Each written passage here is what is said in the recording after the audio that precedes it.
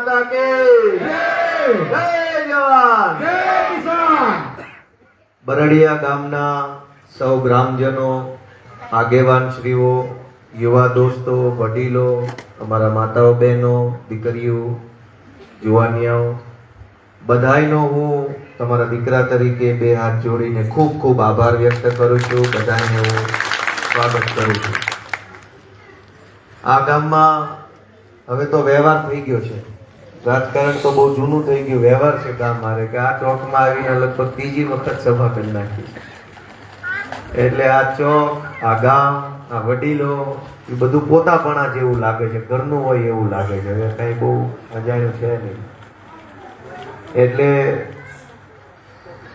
આજે જ્યારે ધારાસભ્ય તમે મને બનાવ્યો છે, હું પહેલી વખત ગામમાં આવ્યો છું, ત્યારે તમે બધાએ મને જે સન્માન આપ્યું, મારું આખા ગુજરાતમાં માન વધાર્યું, તમે બધાએ મને આશીર્વાદ આપ્યા, મારી ઉપર ભરોસો મૂક્યો, એ બદલ હું આખા ગામનો વિશેષમાં ફરી એક વખત આભાર વ્યક્ત કરું છું, બધાને પ્રણામ કરું છું। રાજકારણમાં ભાજપની સરકાર જ્યારથી ગુજરાતમાં આવી, જ્યારથી ઉપર આવ્યા, જેમ જેમ મજબૂત બનતા ગયા, એ પછી રાજકારણમાં એવું થઈ ગયું કે નેતા બનવું હોય તો નેતાના ઘરે જન્મવું પડે।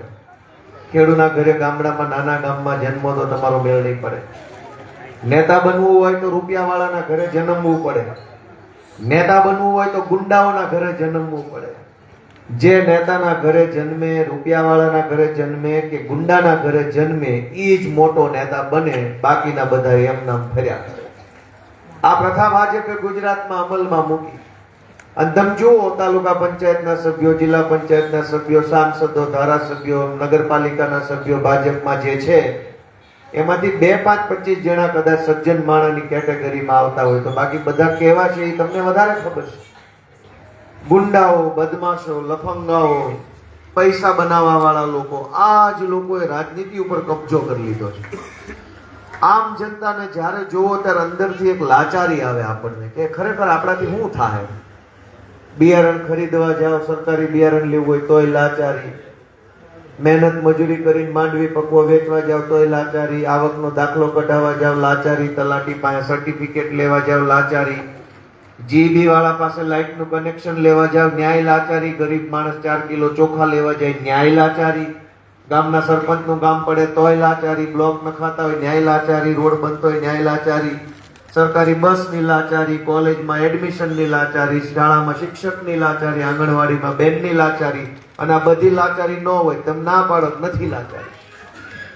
હજારો નેતાઓએ ભેગા મળી અને સમાજને લાચાર બનાવવાનું કામ કર્યું। સમાજની અંદર માણસ પોતાના દમ પર કઈ બોલી ન શકે એવી હદે ડરાવવામાં આવ્યા। કોક કઈક બોલે તો ધાક ધમકી કરવાની, તારું આમ કરી નાખીશ, તારું તેમ કરી નાખીશ, જોઈ લઈશ, બંધ થઈ જાય, કેન્સલ થઈ જાય, મંજૂરી નહીં મળે। ડરના સામ્રાજ્યના આધારે ભાજપે ગુજરાતમાં વર્ષો સુધી સરકાર ચલાવી અને માણસને લાચાર બનાવવાનું કામ કર્યું। આ વિસાવદરની ચૂંટણીએ તમે બધાએ આપેલા મતે ગુજરાતની અંદર હજારો લોકોને હિંમત આપવાનું, બળ આપવાનું કામ કર્યું છે, એના માટે તમે અભિનંદનને પાત્ર છો। ભાજપ વાળા ચૂંટણીની પહેલા એવું કહેતા હતા કે આ ગોપાલ ઇટાલિયા ચૂંટાઈ જશે તો કામ નહીં થાય, કેમ કે સરકાર ભાજપની છે, આ આમ આદમી પાર્ટી વાળો છે, આને મત આપશો તો કામ નહીં થાય એવું કહેતા હતા। હકીકત શું થઈ? તમે મને મત આપ્યો, તમે મને આશીર્વાદ આપીને જીતાડ્યો। અહીંયા કામ નથી થતા, થાય છે એ તો પ્રશ્ન પછીની વાત છે। આઈનું નામ લઈને ત્યાં મોરબીમાં કામ થવા માંડ્યા છે। જ્યાં કામ ન થતા હોય ગુજરાતમાં, ત્યાં એમ કે વિસાવદર વાળી થાય, હો જોજો, ત્યાં તો કામ મળે છે થવા ચારે બાજુ। કહેતા હતા તો એવું કે અહીંયા નહીં થાય, ઝટકો એવો માર્યો જ્યાં ધારે ત્યાં અત્યારે પબ્લિક કરાવી શકે એમ છે। કઈ વિસાવદર વાળી કરવી છે, કામ કરવાનું છે, સીધા સાહે ચડી જાય છે। આનથી સારું હોય કેવું? તમે ગુજરાતને રસ્તો બતાવ્યો, તમે ગુજરાતને હિંમત આપવાનું કામ કર્યું, અને વિસાવદર આમે મોભી મલમ છે। અહીંથી કેશુ બાપા જેવા આગેવાનો, રત્ના બાપા જેવા, કુરજી બાપા જેવા અનેક સારા આગેવાનો આવ્યા। આ મોભી મલક છે, આ હંમેશા રસ્તો બતાવે. આ મલક છે એ હંમેશા ગુજરાતને દિશા બતાવવાનું કામ કરે છે. ફરી એક વખત તમે પાછી દિશા બતાવવાનું કામ કર્યું. તમે જુઓ, મારી તો ઉંમર બહુ નાની છે, હું તો 35 વર્ષનો છું. અમે તો જાજી દિવાળી ન જોઈ હોય. અહીંયા ઘણી દિવાળી જોઈ હોય એવા વડીલો બેઠા છે. કોઈ દી જોઈ છે આવી ચૂંટણી? હોય એવું કેજો ભાઈ બેનું, જોઈ છે કોઈ દી આવી ચૂંટણી? ચૂંટણી પહેલા હતું એવું કોઈ દી નહીં જોયું હોય, ચૂંટણી પછી છે ને એવું કોઈ દી નહીં જોયું હોય. આવી કોઈ દી ચૂંટણી જ નહોતી. 4 મહિનાથી આવો ને આવો હજળબમ માહોલ છે. 4 મહિનાથી. હું એપ્રિલ મહિનામાં આવ્યો હતો અહીંયા ઉમેદવાર તરીકે. ત્યારનો ગામડે ગામડે ફરતો હતો. એવો હરખ ગામડે ગામડે, બેનુમાં હરખ, માવતરમાં હરખ, જુવાનિયામાં હરખ, આગેવાનો અંદર ખાને હરખમાં હતા. ભલે અમુક મર્યાદાથી ન કદાચ જાહેરમાં બોલે, પણ જ્યારનો હું ઉમેદવાર છું, જ્યારનો હું ગામડે ગામડે ફરતો હતો, ત્યારનો હરખ છે. એવો ને એવો હરખ ચૂંટણી પછી આ 1 મહિનો થઈ ગયો તો એકલો ને એકલો હરખ છે. કોઈ દી આવી ચૂંટણી નહીં જોઈ હોય જેને આખા લોકોને, કરોડો લોકોને રાજી કરી નાખ્યા હોય. ચૂંટણીઓ તો કાયમ નિરાશ કરે એવી આવતી. કેમ કે ગમે એ આવે, ચોરનો ભાઈ ઘંટી ચોર, આને મધ્યો કે આને મધ્યો, છેલ્લે આપણા ભાગમાં તો થાકવાનું જ આવે. કોઈ દી આપણને મજા આવે એવી ચૂંટણી જ નથી આવી. આ પહેલી એવી ચૂંટણી છે જાણે કે ગઈકાલે પરિણામ આવ્યું હોય ને આજે જ બરડિયામાં સભા હોય ને એવી મજા આવે છે નકરી. મારી વાત સાચી છે ખોટી? અને તમને મજા આવે, વિસાવદરના લોકોને મજા આવે, એ તો બહુ જ સ્વાભાવિક બાબત છે. તમે મત આપ્યો છે, તમને તો મજા આવે જ આવે. જેને નથી આપ્યો ને એને એટલી મજા આવે છે, પાટણ બધી મજા આવે છે. ક્યાં ક્યાં માણસો મજા કરે છે કે વાહ ભાઈ વાહ, વિસાવદરમાં મજા આવી ગઈ.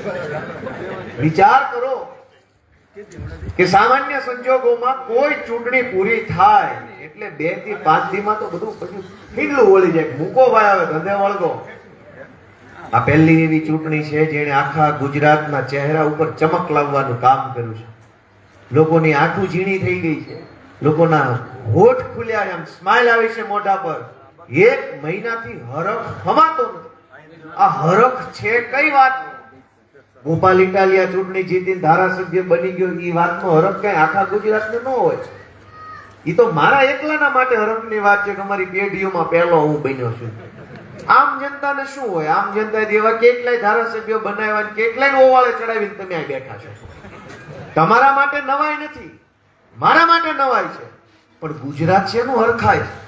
ગુજરાત ઈ વાતનું હરખાય છે કે વર્ષો સુધી ભાજપે દબી દીધા હતા ને, હાશ હવે કઈક બોલી એકા હે ને, ઈ વાતનો હરખ આખું ગુજરાત વ્યક્ત કરે છે કે હવે બોલા હે. અને હરખ ઈ વાતનો છે બોલા હે એમ નહીં, હવે કોક સાંભળશે છે ને એ વાતની હૈયાધારણા લોકોને છે ને એટલે બધા હરખાવા છે. વર્ષો સુધી જે ધ્યાન નહોતા આપતા એને તે હવે ધ્યાન પડતું બંધ થઈ ગયું છે. કરવું હું આમાં વિસાવદર વાળી તૈયાર છે. જે નહોતા સાંભળતા એને હવે ફરક પડવા માંડ્યો. મારી વાત સાચી હોય તો આ પાડજો. ઘણા આપમેળે સુધરી ગયા છે, ઘણામાં થોડુંક મથવું પડશે, પણ વાંધો નહીં આવે. હાથે હાથે સુધરી જાય તો ઉપાધિ જ ક્યાં છે? પણ વળ સડ્યો છે તરી વરોનો, એકલા હાથે ઉતરશે નહીં. થોડુંક આપણે બધા ભેગા મળીને વળ ઉતારવાનો છે. દોસ્તો, આજે હું તમારા બધાની વચ્ચે ઉભો રહી અને મને ખુશી થાય છે કે વર્ષો સુધી ગુજરાતની જનતાને એવો અહેસાસ કરાવવામાં આવ્યો કે જનતા નિર્બળ છે, એવો અહેસાસ કરાવવામાં આવ્યો કે જનતા લાચાર છે. આપણને એવું સમજાવવામાં આવ્યું, એવું આપણે આપણી સાથે કરવામાં આવ્યું કે આપણને એમ લાગે કે આપણાથી કાંઈ ન થાય, આપણે નાના માણસ છીએ, આપણું કોણ સાંભળે, આપણાથી કઈ નહીં થાય, હું બોલીશ તો મને આમ કરી નાખશે. આવી રીતે આપણને અહેસાસ કરાવવામાં આવ્યો. તમને હું એક ઉદાહરણ આપું કે આપણી શક્તિ શું છે. 2017ની સાલમાં મારી ઉપર પ્રતિબંધ આવ્યો વિધાનસભાની અંદર જવાનો. વિધાનસભાના અધ્યક્ષે પ્રતિબંધ મૂક્યો કે ગોપાલ ઇટાલિયા વિધાનસભામાં નહીં આવી શકે. મેઇન ગેટ થી જ અંદર આવવાનો પ્રતિબંધ હતો. અંદર તો બહુ મોટી છે વિધાનસભા. કોઈ જોઈ છે આમાંથી? કોને કોને જોઈ છે વિધાનસભા? 3 જણા, 4 જણા આખા ગામમાં જ જોયું છે. વિચારો, આ એક આપણા માટે ચિંતનનો વિષય છે કે જ્યાં સરકાર હાલે છે, જ્યાં આખા ગુજરાતનું તંત્ર બેસે છે, હજારો નોકરીઓ કરતા માણસો, હજારો નિર્ણયો લેવાય છે, જગ્યા છે કેવી કોઈ ખબર જ નથી. પણ મારી ઉપર 2017માં પ્રતિબંધ મૂકવામાં આવ્યો કે આ ગોપાલ ઇટાલિયો આંદોલન બહુ કરે છે, છાસવારે અવાજ ઉઠાવે છે, વિધાનસભામાં કરી જાય છે, આને અંદર નથી આવવા દેવાનો. સત્તામાં બેઠેલા માણસે નિર્ણય કર્યો, એટલે કે સત્તાની તાકાતથી નિર્ણય કરવામાં આવ્યો કે ગોપાલને નથી આવવા દેવાનો. તો 2017 થી લઈને 2025 સુધી મને ન આવવા દીધો. હું તો જાતોય બંધ થઈ ગયો. મને ત્યાં શું જવાનું છે? નહીં વિધાનસભા જોઈએ ક્યાં ભૂખ્યા મરી જવાના છે? આપણી પેઢીઓ હોય કે વગર વિધાનસભાએ તો કઈ મરી નથી ગયા અને કઈ આપણને થઈ નથી.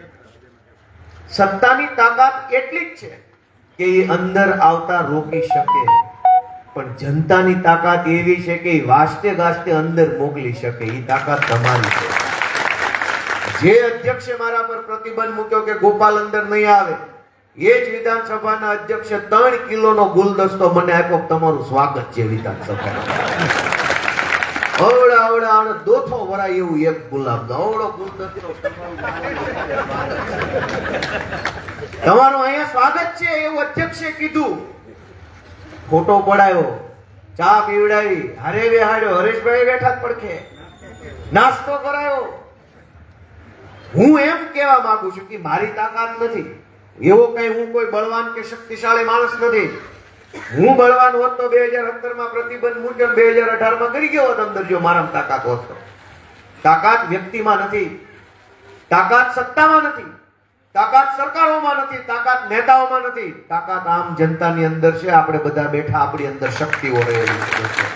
તમે ધારો એને વિધાનસભા મોકલી શકો, સત્તા ધારે તો રોકી શકે. તમે ધાર્યું તો બેહાડી દીધો. વાસ્તે ગાસ્તે 100 કેમેરા મીડિયાના હરેશભાઈને પૂછો, એટલા કેમેરા ચારે બાજુ હતા. ઢોલ નગારા, માણસો 500 જેટલા, પોલીસ વાળા, પ્રોટોકોલ ઓફિસરો, સરકારી સચિવો, જથ્થાબંધ માણસોની હાજરીમાં ગોપાલભાઈ ઇટાલિયાને વિધાનસભામાં લઈ જવામાં આવ્યા. જે સત્તા ના પાડતી હતી એ સત્તાની ઉપરવટ તમારી સત્તા છે. તમે નિર્ણય લીધો એટલે એને મને અંદર આવવા દેવો પડ્યો. હું એમ કહેવા માંગુ છું કે આપણે આપણી સત્તાને ઓળખીએ, આપણે આપણી તાકાતને ઓળખીએ. 4 પૈસાના તાલુકા જિલ્લા પંચાયતના સભ્યની સામે આખો મલક લાચાર થઈ જાય છે. અને એક તરફ આપણી સત્તા કેવડી છે એ તમે જોયું કે આપણી પાસે શું પાવર છે. વિધાનસભાઓ હલાઈ નાખે એવો પાવર આપણી પાસે. અને એક બાજુ એક સામાન્ય મામૂલી માણસ, છૂટવૈયા ટાઈપનો લફંગો માણસ આપણને દબાવીને વયો જાય છે અને આપણાથી કાંઈ થતું નથી. રોડના કામમાં ભ્રષ્ટાચાર, સંપના કામમાં ભ્રષ્ટાચાર, નાળામાં ભ્રષ્ટાચાર, આમાં ભ્રષ્ટાચાર. એક જ માણસ હોય અને પીડાતા હોય હજારો લોકો, કોઈથી કાંઈ બોલાય નહીં. હું આ વાત કહીને તમને એવી વિનંતી કરવા માંગુ છું કે તમારો દીકરો આવી ગયો છે. હવે તમારે ક્યાંય બીવાની જરૂર નથી. જ્યાં ખોટું થતું એના તાકાત સેવા જુઠાવો. તમે બોલો, તમારી શક્તિને ઓળખો. તમારી શક્તિ કેવડી છે એનો મેં દાખલો આપ્યો કે સત્તાએ મને રોક્યો, તમે મને બેહાડ્યો. તો તમારી તાકાત મોટી કે સત્તાની તાકાત મોટી? કયો મને બધા, કોની તાકાત મોટી? તમારી તાકાત મોટી છે. તમારી તાકાતને ઓળખો, તમારી તાકાતનો ઉપયોગ કરો. ટેન્શન લેવાની જરૂર નથી. પણ ધારાસભ્ય બારાસભ્ય તો એ બધી એક્સપાયરી ડેટ વાળી વસ્તુ છે. મેં તો ગામો ગામ જઈને કીધું કે ભાઈ મારે કાંઈ ધારાસભ્ય બનીને જાવ તો માજી થઈ જાવ. ક્યારેક માજી ધારાસભ્ય થઈ જાય. આપણે માજી થવું જ નથી. આપણે દીકરો રહેવું છે. દીકરો કઈ માજી દીકરો થાય નહીં કોઈથી. એ કાયમ દીકરો જ રહેવાનો છે. દીકરો પૂર્વ દીકરો થઈ જાય, એ કાયમ દીકરો રહે. મને ધારાસભ્ય એવું બધું કે ગોપાલ આપણો ઇટાલી આવ્યો છે. કેમ કે ધારાસભ્ય હોદ્દો લઈને આવું નહીં, હા હારું કઈક ઊંધું સીધું થયું, આ તો રાજકારણ છે. તો વળી એક્સ થઈ જાય, પૂર્વ લાગી જાય. પણ પૂર્વ હું કામ થવું છે? તમારા દીકરા તરીકે હું આવ્યો છું. તમે મને માર્ગદર્શન આપો, સૂચન આપો, જરૂર જણાય ત્યાં ઠપકો આપો. પણ આપણે બોલવું પડશે, હિંમત કરીને અવાજ ઉઠાવવો પડશે. તમે બોલશો તો અમે પણ કંઈક સારું કામ કરી શકીશું. ઘણી વાર શું થાય, હું કલેક્ટરોને રજૂઆત કરું, ડીડીઓને રજૂઆત કરું, મંત્રીને મળીએ એટલે એ એમ કે ભાઈ ગામમાંથી કોઈની ફરિયાદ છે નહીં, તું શેનો દોઢો થશે? ઘણી વાર આ પ્રશ્ન આવે. ગામનો પ્રશ્ન જ્યાં સરકારમાં મૂકીએ ત્યારે બોલો એમ કે ગામમાંથી તમને કોઈ રજૂઆત મળેલ નથી. ગામ નથી બોલ્યું એટલે ધારાસભ્યને ન બોલવા દે. આ તો ભાજપના હરામી માણસો. એટલે મારી તમને એવી વિનંતી છે, ધીમે ધીમે થોડું થોડું, આટલા વર્ષોથી તદબીન રાખ્યા એટલે સીધો તો કદાચ લવો વળે ન વળે, પણ પ્રેક્ટિસ પાડો. અમે તમારી ભેગા, એમાં કોઈનાથી બીવાની જરૂર નથી. જેનામાં જે તાકાત હોય અજમાઈ લે, પછી હવે આપણે સેવી ઈ છે, જોઈ લેવું કોના કેટલો પાવર છે. પણ તમે બોલો, અવાજ ઉઠાવો, લડો. કેટલું બધું ખોટું થાય છે. મેં કાલે કીધું, જિલ્લા પંચાયતની સામાન્ય સભામાં બધા સમાચાર જોયા કે ન જોયા? બેનીએ જોયા? બેનીએ કાંઈ જોયું નથી. લે નહીં, એ બરાબર છે, પણ બહેનોને કઈ જો ખબર જ ન હોય કે એનો ધારાસભ્ય શું કરે છે, મારા માટે તો આ બહુ ચિંતાનો વિષય છે કે આવતી ચૂંટણી કેવું હું મેં શું કર્યું. બહેનો કઈક અમારું જોજો બાપા. ફેસબુકમાં બધું, કેમ કે ટીવી વાળા તો કઈ બતાવતા છે નહીં, છાપામાં કઈ અમારું કઈ આવતું નથી, એટલે એને રામ ભરોસે મૂકીને અમે ફેસબુકના ભરોસે હાલીએ છીએ. ત્યારે કે જે કઈ કરવી ફેસબુકમાં મૂકી દે, ગામ જોવે, ખબર પડે કે ગોપાલ ઇટાલિયા કરે છે. જિલ્લા પંચાયતની સભામાં મેં કીધું કે કેટલા રોડના કામોમાં ભ્રષ્ટાચાર થયા. સાંભળ્યું બધાએ? એક તગારું પણ રેતીનું આવ્યું નથી, અને 16 લાખ 20 લાખ 40 લાખ રૂપિયા મંજૂરી થઈ ગયા, ને ઉપડી ગયા, ને વાપરી ગયા, ચૂંટણીમાં મજા કરી ગયા. અને રોડ જોવો તો એવો ને એવો પડ્યો છે. એ બધું મેં કલેક્ટરને, આ ડીડીઓને કીધું. પણ આ ફરિયાદ કરીએ ત્યારે એમ કે છે ગામમાંથી અમોને ગામ તરફથી કોઈ ફરિયાદ મળેલ નથી. સરકારી ભાષામાં હું બોલે, ગામ બોલે નહીં એટલે જે બોલે એનું કઈ ઉપજે નહીં. મારી તમને એવી બધા યુવાનો મિત્રોને, કાર્યકર્તાઓને વિનંતી છે, પૂરી તાકાતથી, તમારા તાકાત હોય એટલી તાકાતથી બોલો. નબળું કામ થાય આપણા ગામમાં એ કરતા હાવ ન થાય તો એટલું ખબર છે, હાવ નથી. જેવું તેવું કરીને વહી જાય એટલે બીજી વાર એ કામ સરકારમાં મંજૂર ન થાય. જેવો તેવો સંપ બનાવીને વહી જાય, થીંગડા બીંગડા મારીને ગમે એવું પ્લાસ્ટર પાટાપિંડી કરી, પછી કે ગામમાં સંપ બનેલ છે એટલે નવો સંપ મંજૂર ન થાય, રિપેરિંગ મંજૂર ન થાય વેલિડિટી પીરિયડ દરમિયાન, અને ગામને પાણીનો પ્રશ્ન ન થાય. એના કરતા બિલકુલ ન બને, કામ ઊભું રહે, પડતર રહે, તો કદાચ ક્યાંક કોઈક સારો અધિકારી, સારો નેતા આવે તો વળી પાછું સારું બની શકે. જેવું તેવું થઈને વહી જાય અને તો બોલે નહીં, અવાજ ન ઉઠાવે, તો એને મજા આવી જાય છે જેવું તેવું કરવાની. હું તમને ઇકોઝોન બાબતે પણ માહિતી આપવા માંગુ છું કે મેં કલેક્ટરની અધ્યક્ષતા વાળી જિલ્લા સંકલન સમિતિની બેઠકમાં ઇકોઝોનનો પ્રશ્ન મૂક્યો હતો. તમને બધાને માહિતી મળી છે કે નથી મળી? જિલ્લા સંકલનમાં પ્રશ્ન મૂક્યો હતો, ખ્યાલ આવ્યો બધાને? જિલ્લા સંકલનમાં કલેક્ટર એનો ચેરમેન હોય, અને બાકી જિલ્લાના તમામ મુખ્ય અધિકારીઓ મીટિંગમાં બેસતા હોય. લગભગ 101 માણસો બેઠા હોય મીટિંગમાં. ધારાસભ્યો હોય, કલેક્ટર હોય, ડીડીઓ હોય, જિલ્લા શિક્ષણ અધિકારી, આરોગ્ય અધિકારી, ખેતીવાડી અધિકારી, વીજળી વિભાગના, પાણી પુરવઠાના, જળ સિંચાઈના બધા જ સાહેબો ત્યાં બેઠા હોય, વન વિભાગ. એની વચ્ચે મેં ઇકોઝોનનો પ્રશ્ન પૂછ્યો કે ભાઈ શું અપડેટ છે અત્યારે, હવે હાલમાં કયા તબક્કે તમારું કામ હાલે છે? તો જુનાગઢના ડીસીએફ, વન વિભાગના જે મુખ્ય અધિકારી આવે છે, એને એવું કીધું કે ભાઈ અમારી પાસે આની કોઈ અપડેટ નથી, કોઈ સમાચાર નથી, સરકારને અમે મોકલી દીધું છે, સરકાર પાસે નિર્ણય પેન્ડિંગ છે, સરકાર જે કરે તે. આસામની અંદર, આસામ રાજ્યમાં કાજીરંગા નેશનલ પાર્ક છે, ગેંડાનું અભયારણ્ય. એટલે એક શિંગડા વાળા ગેંડા આવે એનું, બહુ વિશાળ, જેમ અહીંયા સિંહનું અભયારણ્ય છે એમ ત્યાં ગેંડાનું અભયારણ્ય છે. આ અભયારણ્યની ફરતે ઇકોઝોન લગાવવા માટેનું જાહેરનામું પ્રસિદ્ધ થયું હતું. આસામની અંદર લગભગ 15 વર્ષથી ભાજપની સરકાર છે, અને ત્યાં ભાજપની સરકારે નિર્ણય કર્યો ઇકોઝોનની બાબતમાં કે આ ઇકોઝોનનું જાહેરનામું વિડ્રો કરી લેવામાં આવે, એટલે કે ગુજરાતીમાં પાછું ખેંચી લેવામાં આવે. કોના દ્વારા? કેન્દ્ર સરકાર દ્વારા. આસામની સરકારે ઠરાવ કર્યો, મુખ્ય સચિવની સહીથી પરિપત્ર બહાર પાડ્યો. એમાં એણે એવું લખ્યું કે જો આ ઇકોઝોન કાજીરંગા નેશનલ પાર્કની આજુબાજુમાં લગાડવામાં આવશે તો ખેડૂતોએ ખેતી છોડી દેવી પડે એવું પણ બને, લોકોને રોજગારી ન મળે એવું પણ બને, લોકોનું લાઇવલીહુડ ઇફેક્ટેડ થાય, જીવન ન જીવી શકે, કેટલી હદે એમને જીવન ડિસ્ટર્બ થશે એવું પણ બને, લોકોએ સ્થળાંતર કરી જવું પડે આ વિસ્તાર છોડીને એવું પણ બને. આટલા કારણોના લીધે આસામની સરકાર કાજીરંગા નેશનલ પાર્કની આજુબાજુમાં ઇકોઝોન લગાવવા માંગતી નથી. ઇકોઝોનનો આસામની સરકાર વિરોધ કરે છે, કેન્દ્ર સરકારને અપીલ કરે છે કે જાહેરનામું વિડ્રો કરી લેવું, એટલે કે પાછું ખેંચી લેવું. આસામની અંદર આમ આદમી પાર્ટીના જિલ્લા પંચાયતના અનેક સભ્યો ચૂંટાયેલા છે. અમારી પાર્ટીના પ્રદેશ અધ્યક્ષ ને મહામંત્રી ને બધા મારા સંપર્કમાં છે.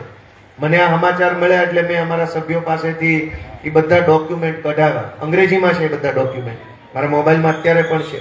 એટલે મેં એવું નક્કી કર્યું છે કે થોડાક દિવસો પછી 15-20 દિવસો પછી અથવા થોડુંક વહેલા અથવા થોડુંક મોડું મુખ્યમંત્રીને મળીશ અને એક ધારાસભ્યના લેટર પેડ ઉપર બધી વિગત લખીશ, પાછળ આસામના બધા કાગળિયા મૂકીશ અને મુખ્યમંત્રીને વિગતવારે સમજાવીશ કે જો તમારી દાનત ખરેખર સારી હોય, ખેડૂતો માટે ખરેખર સારું કરવા માંગતા હો, તો આ તમારી જ ભાજપની આસામની સરકારે જે ઠરાવ કર્યો છે એવો ને એવો નવા કાગળ પર કોપી પેસ્ટ કરીને પણ ફિલ્મો છાપીને મોકલી દો કેન્દ્ર સરકારમાં, એટલે ખેડૂતોનું કલ્યાણ થશે. આસામમાં ભાજપની સરકાર છે, એને કહી દીધું કે આ ઇકોઝોન હટાવવા બાબતે સરકારની પૂરેપૂરી રજા છે, ઇકોઝોન નથી લગાવવા દેવું. તો ગુજરાતના મુખ્યમંત્રીમાં ભાજપના આસામના મુખ્યમંત્રી શું ફરક છે? કાયદો એકનો એક છે, દેશ એકનો એક છે. તો આ વસ્તુનો મેં આટલો અભ્યાસ કર્યો છે ને આ બાબત હું કરવાનો છું. એ બાબતમાં કોઈ કઈ કહેવા જેવું હોય તો મારું ધ્યાન દોરજો ઇકોઝોન બાબતે.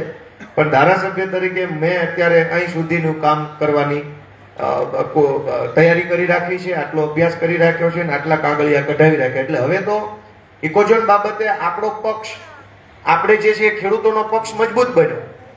પહેલા જયારે ઇકોઝોનની લડાઈ હાલતી હતી ત્યારે ભાજપના નેતાઓએ ઘણી મિટિંગ કરી, કેમ કે બહુ હોબાળો થયો, અલગ અલગ અનેક સભાઓ થઈ, રેલીઓ, બહુ હા થઈ ગયું કે ભાજપના ધારાસભ્યો સાંસદો બધા મિટિંગ કરેલી, જાહેર નિવેદનો આપેલા. ઈ તમને યાદ હોય તો યાદ કરો. એ વખતે એવું કહેતા હતા કે નથી હટે એમ, આ તો કોર્ટનું છે, આમાં કેન્દ્રનું છે, આમ છે તેમ છે એવું કહેતા હતા. યાદ છે કોઈને? આજથી હમણાં 408 મહિના પહેલાની જ વાત કરું છું. તેથી બધા એવું મુખ્યમંત્રીને મળવા ગયા હતા ફોટા પડાવવા. સરકાર એમની છે, એ ધારે તો બહુ ભારપૂર્વક કહીએ કે મુખ્યમંત્રીને, પણ ભારપૂર્વક કહેવાના બદલે ત્યાંથી લીલા મોઢે પાછા આવ્યા. બોલે કીધું ટિકિટો કાઢી નાખું, બહુ વીકો કરતા નહીં. એટલે તરત અહીં પાછા આવ્યા ને સમજાવવા માંડ્યા કે હટશે નહીં, આપણે આમ કરવું પડે ને તેમ કરવું પડે. અમે ગોતી લાવ્યા કે આસામમાં ભાજપની સરકાર જો હટાવવાનું પ્રપોઝલ મૂકી શકે તો ગુજરાતની ભાજપની સરકારને શું વાંધો છે? હવે તો આપણો પક્ષ મજબૂત થઈ ગયો, આપણે કહેવાનું મજબૂત કારણ આવી ગયું. આપણે હવે હવામાં વાત નથી કરતા. એની સરકાર કહે છે કે આ ખોટું છે, તો અહીંયા એની સરકાર છે, અહીંયા કહેવામાં કઈ વાંધો નથી. તો ઇકોઝોન બાબતે મારી આ તૈયારી છે. એ સિવાય કઈ ધ્યાન દોરવા જેવું હોય તો અમારા કાર્યકર્તાને તમે ગામજનો કહેજો, તો મારા સુધી સમાચાર પહોંચી જશે. હું વધારે અભ્યાસ કરીને, વધારે તૈયારી કરી, વધારે મજબૂતીથી કરી શકીશ. આ વાત છે. બીજી 2-3 વાત કે વિસાવદરની અંદર આમ આદમી પાર્ટીના ધારાસભ્યનું કાર્યાલય ટૂંક સમયમાં ચાલુ થઈ જશે, લગભગ અઠવાડિયામાં મોડામાં મોડું, અથવા બહુ તો 10 દિવસ. પણ મારે મોડું નથી કરવું, કેમ કે બીજા કામમાં પછી હું લાગુ ને, રોજ એકની એક વસ્તુ સમય ક્યાં નાખવાનો, જલ્દી પૂરું થાય બીજું કામ હાથું કરી લેવાનું. વિસાવદરમાં ધારાસભ્યનું કાર્યાલય ચાલુ થવાનું, પાટિયા લાગી જશે એટલે તમને નીકળશો મેન બજારે ખબર પડી જાય કે અહીંયા છે. માંડાવડ રોડ ઉપર છે, જુનાગઢ રોડ ઉપર, મેન રોડ ઉપર. આ જે મારું કાર્યાલય હતું ચૂંટણી લક્ષી, ઓલું ડોમ વાળું વિશાળ, કેશુબાપાની મૂર્તિ મૂકી, બસ એ જ લાઈનમાં ન્યાપતે એની પડખે જ છે, એકદમ એ જ જગ્યાએ. હવે આ કાર્યાલયની ઉપર પાટિયું તો એવું માર્યું છે કે વિસાવદરના ધારાસભ્યનું કાર્યાલય, પણ હકીકતમાં ધારાસભ્યનું કાર્યાલય નહીં હોય, એ બરડિયા ગામના ખેડૂતોનું કાર્યાલય છે, એ મારું નથી. પાટિયું તો વ્યવસ્થાના ભાગરૂપે મારવું પડે એટલે મારશું, પણ એ મારું નથી, એ તમારું છે. એમ સમજીને બધી જ્ઞાતિના બધા જ વ્યક્તિઓ મત આપ્યો હોય કે મત ન આપ્યો હોય, બધાનું કાર્યાલય ન્યા છે, એટલે બધાએ ન્યા ફરજિયાત આવવાનું છે. કામ હોય તો વેલકમ, ન હોય તો ચા પીવાય આવતા રહેવાનું છે. આ કાર્યાલય તમારું છે, હું તમને કહેતો જાઉં છું. એ મારું નથી. તમને મત આપો ને ધારાસભ્ય બનાવો તો જ અમારા પાટિયા લાગે ને, નકર તો હોય એ ન ઉખાડી જાય, નવા ચેના લાગવા જાય છે જ ને. એ બધી ગોયું તમને મને બે ખબર છે, એ કોઈ પ્રશ્ન નથી. પણ એ કાર્યાલય તમારું છે. અને હું તો મેં તમને કીધું એમ, ભાઈ ગરીબનો દીકરો છું, ખેડૂતનો દીકરો છું. આપણને કોઈની હારે રાગ દ્વેષ પોહાય નહીં, કોઈને બાંધવાનું પોહાય નહીં, કોઈની ઈર્ષ્યા, કોઈના પ્રત્યે વેર ઝેર, કોઈને નફરત કરવું એ આપણું લોહી નથી ખેડૂતનું. અને એટલે હું જાહેરમાં એમ કહું છું કે મત ન દીધા હોય ને એનું એ કાર્યાલય છે, તમારે છાતી કાઢીને પગથિયા ચડી જવાના છે. મનમાં શરમ નથી રાખવાની મેં મત નથી દીધો તો કેમ જાવ. કેમ કે આ વાત એટલે કેવી પડે છે કે મીરાતભાઈ ના અમારા કાર્યકર્તા ત્યાં કાયમ ફરતા હોય, જેને ગામમાં મત ન દીધો એટલે ગામ વાળા ઓળખતા કે આને નથી દીધો, એટલે જાતા થોડીક બીક લાગે કે ઓલો ઉભો છે મને જોઈ જાય તો કે કેમ કેમ કેમ. હું એવું નથી રાખવા માંગતો. આપણને એવું પોહાય ને, આપણે ખેડૂતના દીકરા છે. હું તો એવી આશા રાખું છું કે જેને આ ચૂંટણી ન દીધો ની ઓલી ચૂંટણીમાં સૌથી પહેલો દઈ આવે ને એવું કામ આ વખતે કરવાનું છે. સૌથી પહેલો જ ઉભો રહી જવાનો છે. આ વખતે જે ગાડી ચૂકી ગઈ આ વખતે પહેલા દઈ જવા જોઈએ. આપણને શું વાંધો છે? અને એમાં મનમાં કોઈના પ્રત્યે વેર ઝેર ને ખાર રાખવાનો કોઈ ફાયદો નથી ને. એવું હું કામ કરવું? આપણા કાર્યકર્તાને વિનંતી છે, જે જ્યાં હામાં હતા પડખે હતા, ભાઈ વાલિયા લૂંટારામાં જ વાલ્મીકી બનવા માંગતા હોય બધાને આપણી ગાડી બેહાડી દેવાના છે. લૂંટારા લેવા માંગતા હોય તો પછી આપણે બધા ભેગા મળીને પાછી એને ઠેકાણે પાડવાના છે. હાવ એટલા બધા હારા માણસ બનવામાં કઈ મજા નથી. એટલે એ તમે ધ્યાનમાં રાખજો કે ભાઈ વાલ્મીકી બનતા હોય બધાનું સ્વાગત છે આપણા ડેલાની અંદર. પણ એમ કે નહીં મને કિરીટની હવા એનું વાલિયો લૂંટારો જ લઈ, તો તને જોઈ લેવું હવે, બરાબર? તો તમે હવે જોઈ લેવું, કાંઈ વાંધો નહીં. તમે વાલિયા લૂંટારા રહેવા માંગતા હોય તો કેટલાક દી તમને ઓલાય હાંચવે છે એમ જોઈ ન હોય. પણ બધાનું કાર્યાલય છે ત્યાં મારી વેતરણ એવી છે કે 2 કોમ્પ્યુટર મૂકી પ્રિન્ટર ઝેરોક્સ ની વ્યવસ્થા ઊભી કરી આ વિસ્તારમાંથી કોઈને કઈ નાના મોટા ઓનલાઈન ફોર્મ ભરવા હોય, કોઈને કઈક અરજી કરવી હોય, આવાસનું ફોર્મ છે, 100 વારના પ્લોટનું ફોર્મ છે, બીપીએલ ની કઈક અરજીઓ છે, શિક્ષણના ફોર્મ છે, SC ST OBC ના દાખલા છે, EWS છે, આવકના દાખલા છે, કૂપનના કોઈ કામ કરાવવા હોય, લગ્ન જન્મ મરણના દાખલા છે, વિધવા સહાયનું કામ છે, વૃદ્ધ પેન્શનનું કામ છે, અલગ અલગ સરકારની જે કાંઈ પશુ સુધારણાની યોજના છે, બીજનું છે, બીજદાનનું છે, અનેક યોજનાઓ છે. જેનું જે કામ હોય એ ન્યા તમને મફતમાં કરી આપે એવી વેતરણ હું એ કાર્યાલયે કરવા માંગુ છું. કોઈ ક્યાંય પૈસા દેવા નથી, કેમ કે તમે મને ગહારો નથી આપ્યો તો મારે તમને ગહારો નથી આપવાનો. આપણો વ્યવહાર જ છે. ચૂંટણીમાં તમે મને ગહારો આપ્યો હોત તો મારે અત્યારે ગોતવા નીકળવું પડ્યું જ ને કયા રોડમાં જ મને કેટલા નીકળે એમ. પણ તમે મને ગહારો નથી આપ્યો, મારે તમને નથી આપવાનો 2.5 વર્ષ સુધી. એટલે ત્યાં બધી મેં વેતરણ કરી છે. નાની મોટી પ્રિન્ટો કઢાવી હોય, કોઈને સ્કેનિંગ કરાવવા હોય, ડોક્યુમેન્ટ સ્કેન કરાવવા હોય તો સ્કેનિંગ મફતમાં. ઘણીવાર આપણી પાસે કાગળ હોય એ હાર્ડ કોપીમાં હોય, પ્રિન્ટેડ ફોર્મેટમાં, એને આપણે PDF ફોર્મેટમાં લેવું છે તો ક્યાં સ્કેન કરવા જાઉં? જનરલી ફોટા પાડીને મોકલતા હોય, ફોટો સારો આવે નહીં તો તમને ત્યાં સ્કેન કરી દે છે મફતમાં. સ્કેન કરેલું ડોક્યુમેન્ટ છે એની પ્રિન્ટ કાઢવી છે 4 કાગળની તો પ્રિન્ટ કાઢી દે છે. તો આ બધા કામ ત્યાં થાય એની હું વેતરણ અત્યારે કરી રહ્યો છું. એક વકીલને હાજર રહે એની પણ વેતરણ કરેલી છે. આખો દિવસ ને હાજર રહે. ઘણીવાર એવું હોય બધા કામ કઈ થઈ જ જાય એવાય ન હોય. અમુક કામમાં ખાલી માર્ગદર્શન દેવાનું હોય કે ભાઈ આ કેસ કબાડા છે, બેંકનો કેસ છે, વીજળીનો કેસ છે, ગ્રાહક સુરક્ષાનો છે, પોલીસ સ્ટેશનનો કેસ છે, પતિ પત્નીના કેસમાં મને ઘણા ફોન આવ્યા છે. ક્યાંક ભેગું કરવાના, ક્યાંક છૂટું કરવાના એવા ફોન આવ્યા છે. એમાં ધારાસભ્ય શું કરે હવે? તો 2 જણાને ભળે નથી એમાં મારે શું કરવું? તો મારી પાસે ફોન આવ્યા છે, આગેવાન બન્યા છે તો બાબા બનના है तो हिंदी बोलना पड़ेगा, હવે છૂટા भी करना पड़ेगा. આપણે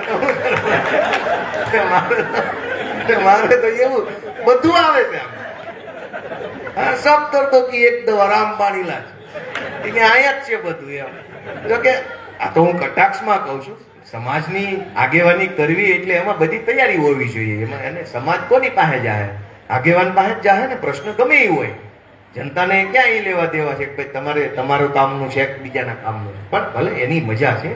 હું એમ કહેવા માંગુ છું કે ન્યાય એક વકીલ મિત્ર થોડાક હોશિયાર હોય, તજજ્ઞ હોય, એની હારે મેં વાત કરી રાખીશ તો એ આપણને સતત માર્ગદર્શન આપવાને હાજર રહે.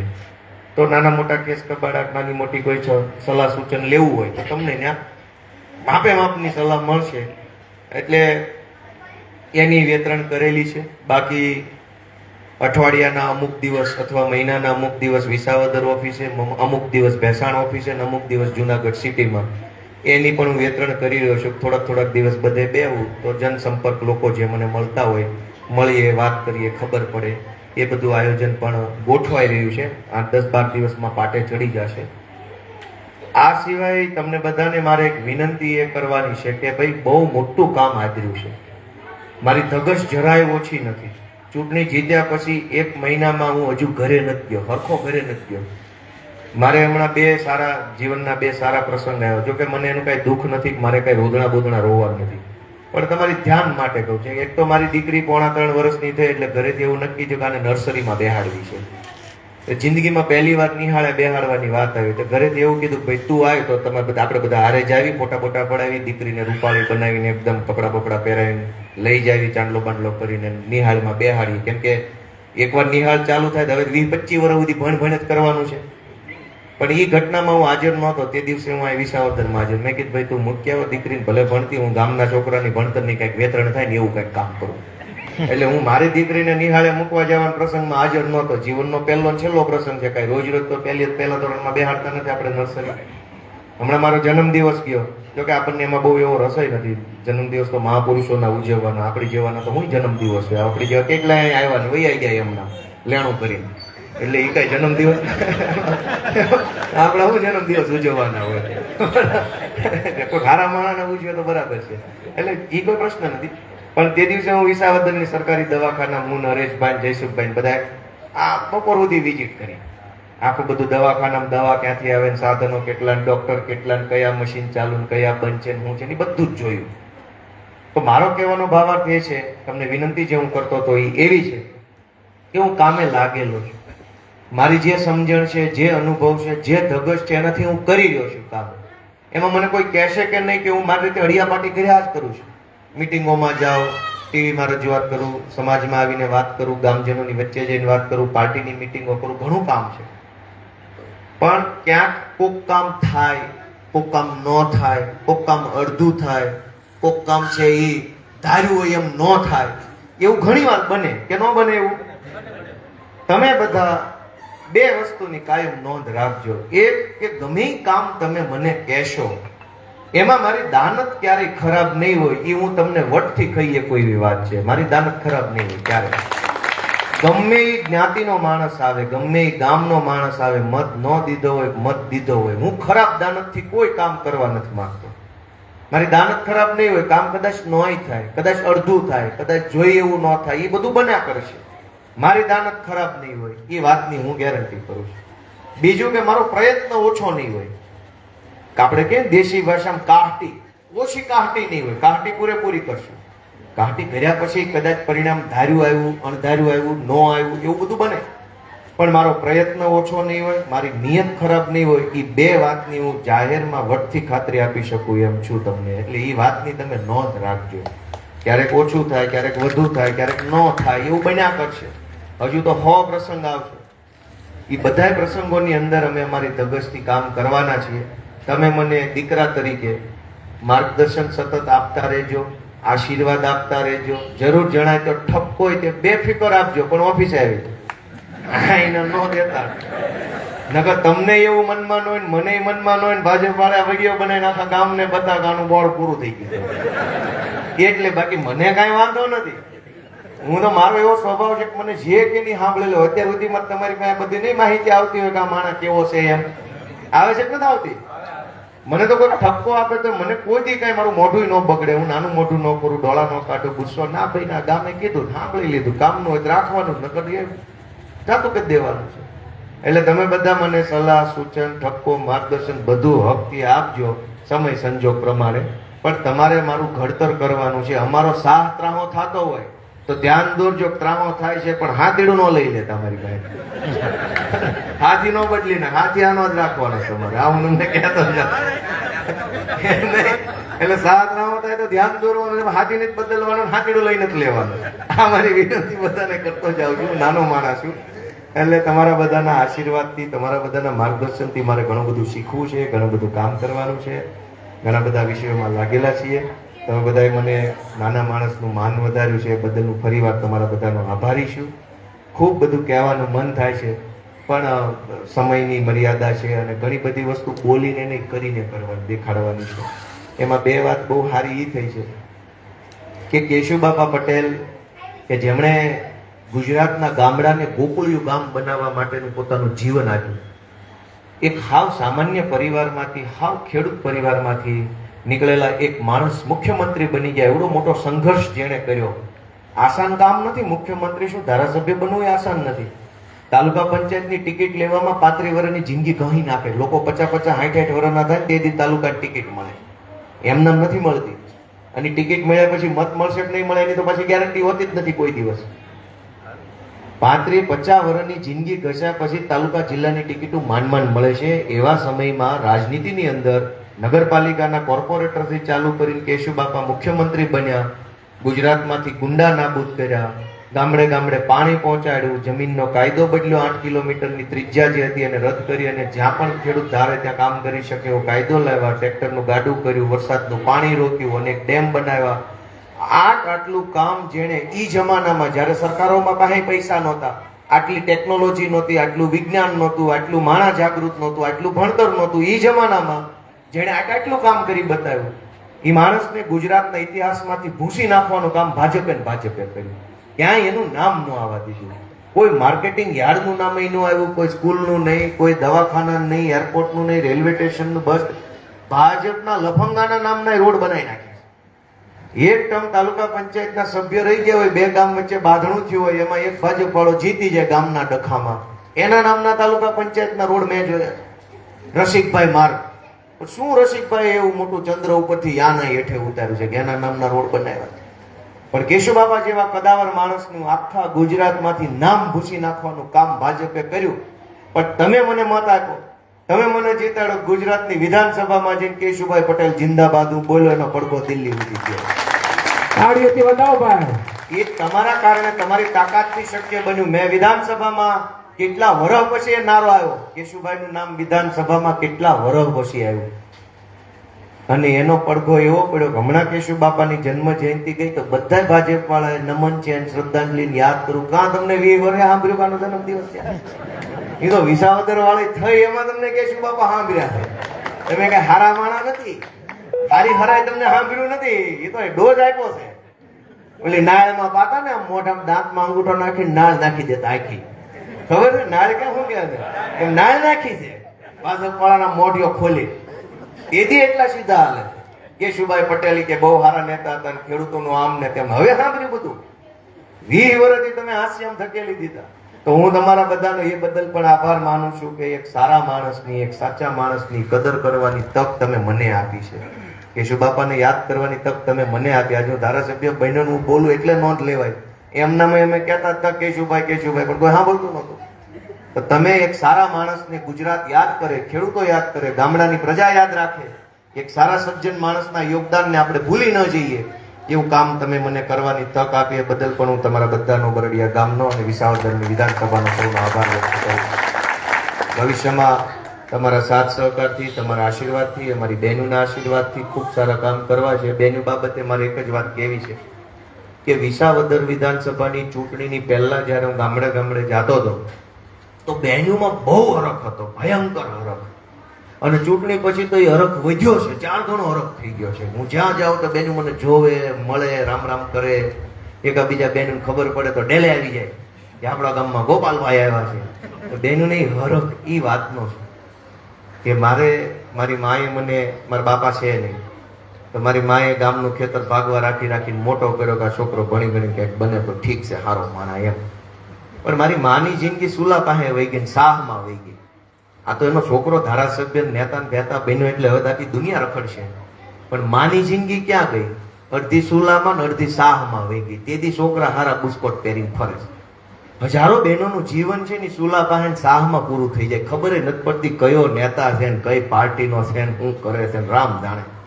હારો નેતા ગામમાં આવ્યો તો આદમી ટોળું લઈને ફરતું હોય. એને જે પાર્ટી નેતા હોય એ પાર્ટીના આદમી ટોળું, મારા ઘરે સા પીવો, મારા ઘરે સા પીવો. બેનો સા પાસે સુલમ પીવે તો નેતા વયો જાય. કેવો લાગે છે, કેવી એની બુદ્ધિ છે, કેવી એની સમજણ છે, એની અંદર સંવેદના કેટલી છે, માનવી અભિગમ કેવો છે, આ કામનો છે કે નકામનો. બહેનોને ખબર પડે ત્યાં તો નવી ચૂંટણી આવી જાય છે. તો હું અમારી બધી બહેનોનો ખૂબ ખૂબ આભાર માનું છું કે તમે મને આશીર્વાદ આપ્યા છે, તમે મને ધારાસભ્ય બનવાની તક આપી. તો મને અંદરથી એવી લાગણી છે કે મારી બહેનો યારે ખૂબ વાતો કરીશ બધા ગામમાં જઈને.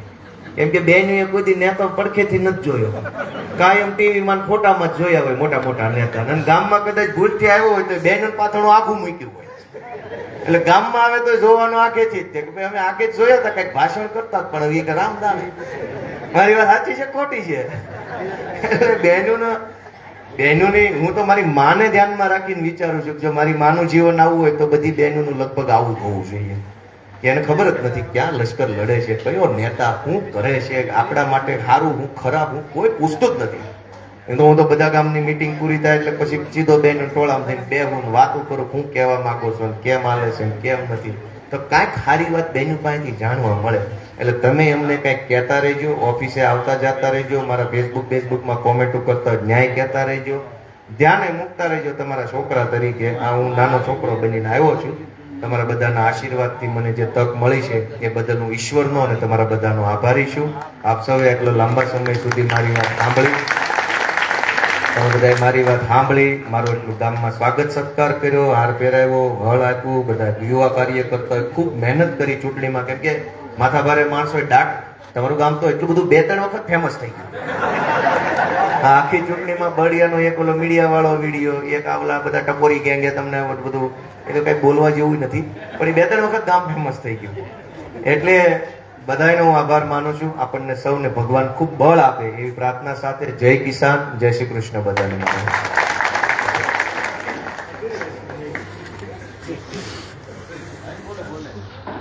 આ મીટિંગ આપણે અહીં પૂરી કરી. ઈ પહેલા પ્રભાતપુર વડાળાના સરપંચ છે એ